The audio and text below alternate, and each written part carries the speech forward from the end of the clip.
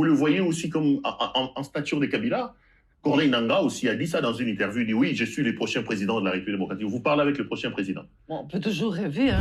Je suis le prochain président du Congo. Mais il rêve ou quoi? Mais les Basques, si vous voulez, il va à la télévision à Lubumbashi, il dit à ses accompagnateurs rwandais, c'est eux-mêmes qui me l'ont dit, hein, il dit à ceux qui l'accompagnaient, ses gardes du corps ou ses surveillants, on dira ça comme on voudra, bon, vous restez à l'extérieur, je dois donner une petite interview.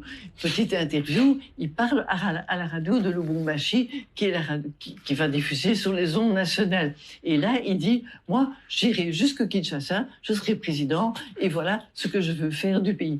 Et ceux qui sont à l'extérieur disent, attention, mais qu'est-ce qu'il raconte là? Il dit qu'il va aller à Kinshasa, que c'est lui qui va diriger, ça n'est pas encore décidé, et tout. Et puis, il y en a un qui téléphone à Kagame, qui dit, bon, qu'est-ce qu'on fait? On l'abat tout de suite ou quoi? Il a dit des trucs qui n'étaient pas prévus, qu'est-ce qu'on fait?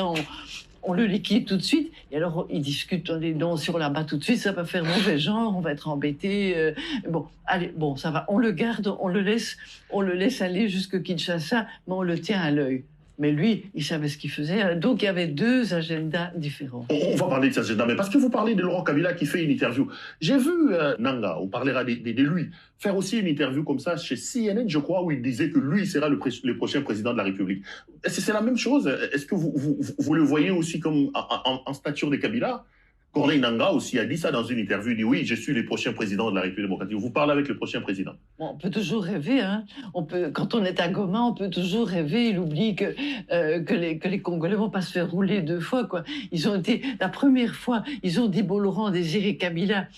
On va voir. Les gens étaient... Moi, je me souviens très bien à Kinshasa, quand il est arrivé, les gens étaient dubitatifs. Ils étaient dit, oui, mais on ne le connaît pas, d'accord, il a un passé révolutionnaire, mais on ne le connaît pas. Et puis, il est arrivé la nuit, surveillé. Il est arrivé comme un voleur. Et les gens étaient perplexes, dubitatifs. Ils ont dit, bon, on va voir. Et il a fallu du temps pour que Laurent Désiré Kabila persuade les gens à Kin qu'il était nationaliste. D'abord, qu'il était congolais, qu'il n'était pas une marionnette, qu'il n'était pas une créature fabriquée par l'étranger. Et puis, un peu à la fois, il a pris des mesures sociales et tout.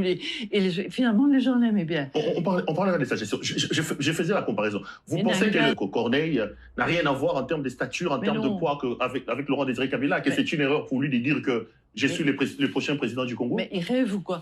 Kabila, dans les maquis... Comment vous dites qu'il rêve? Vous lui donnez pas la stature d'un président de la République? Vous pensez que Nangaa n'a pas cette stature-là? Dans sa tête, oui, mais pas dans la réalité.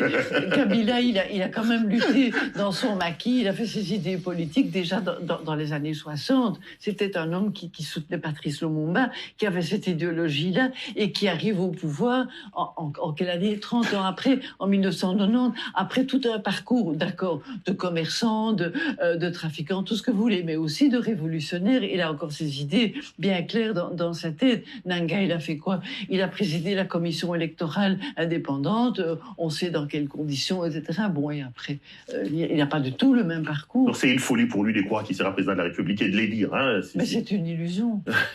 Il se trompe lui-même. Ah, c'est fort ce que vous dites. Hein. Vous ne croyez pas en lui. C'est un homme charmant, je le connais. Il est intelligent. Après tout, pourquoi pas? Il pourrait devenir président. Mais alors, il devra obéir à ses maîtres. Allez, on reviendra quand on va parler de l'Est. Il devra obéir à ceux qui l'amèneront à Kinshasa.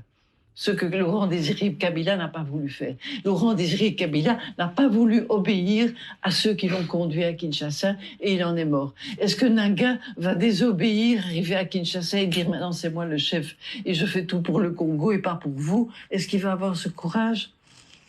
Vous ne le voyez pas courageux, autant courageux que ça.